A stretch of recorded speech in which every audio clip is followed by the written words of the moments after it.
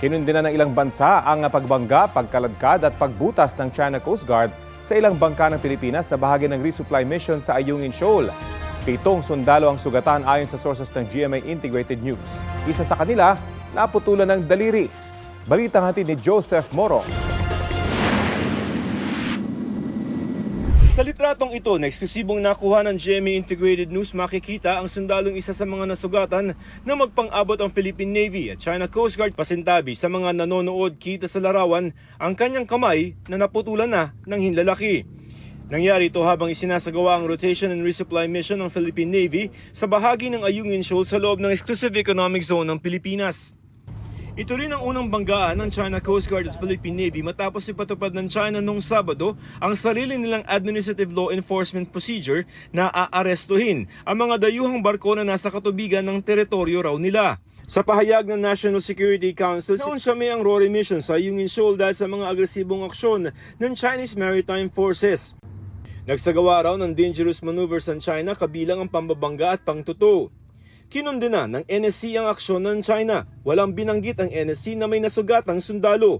Sabi naman ng China Coast Guard, dumabag umano ang Pilipinas sa pangako nito at nagpadala ng supply ship at inflatable boats sa Ayungin.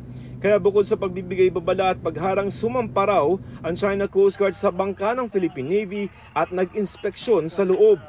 Pero bukod sa mga kwentong ito, nakakuha ang GMA Integrated News ng karagdagang mga detalye mula sa dalawang mapagkakatiwalaang source kung ano ang nangyari sa pagitan ng mga puwersa ng Pilipinas at China. Kwento ng unang source na isang opisyal na may alam sa nangyaring misyon, bukod daw sa pagkaladkad sa rigid hull inflatable boat sa RIB, binutas pa raw ito ng China kahit may sakay ng mga sundalo ng Philippine Navy. 7 sundalo ng Philippine Navy ang nasugatan sa insidente. Ang isa sa kanila naputulan pa daw ng daliri. Ganito rin ang ibinigay na detalye ng isa pang opisyal na matagal ng source ng GMA Integrated News na nakakuha ng initial report sa nangyari. Bukod daw sa pagbutas ng inflatable boat, binasag din daw ang salamin nito at sinira ang engine gamit ang isang maso. Sinamsam pa raw ng mga Chinese sa mga baril ng Philippine Navy pati na ang mga cellphone ng mga sundalo.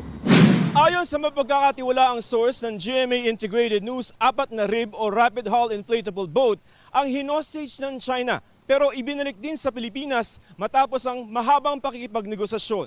Ipinakiusap din sa China na makuha ang mga sugatang sundalo sa isang medical evacuation.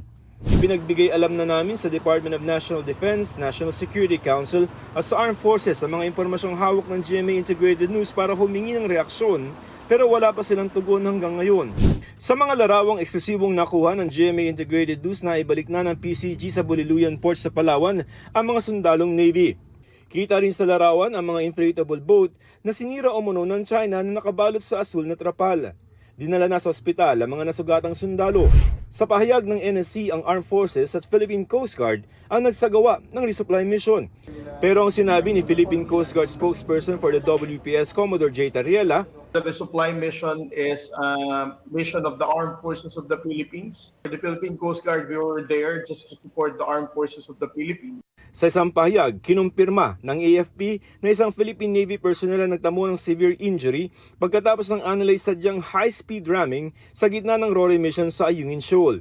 Nailikas na siya at nalapatan ng lunas. Hindi raw katanggap-tanggap ang ganitong agresibo at unprofessional na hakbang sa isang lehitimong humanitarian mission. Dapat daw pigilan ng China ang kanyang sarili para hindi lumala ang tensyon sa West Philippine Sea.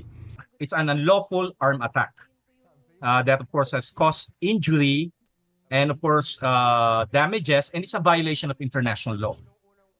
Military vessels are supposed to be immune from boarding and of course harassment. Kung pwede nilang gawin yan, they can also do it to the Sierra Madre. Kinundina na ng Amerika, Canada at United Kingdom ang nangyari sa RORE mission. Nagpahayag din ng pagkabahala ang South Korea, Germany, Japan, France, Australia, New Zealand at European Union.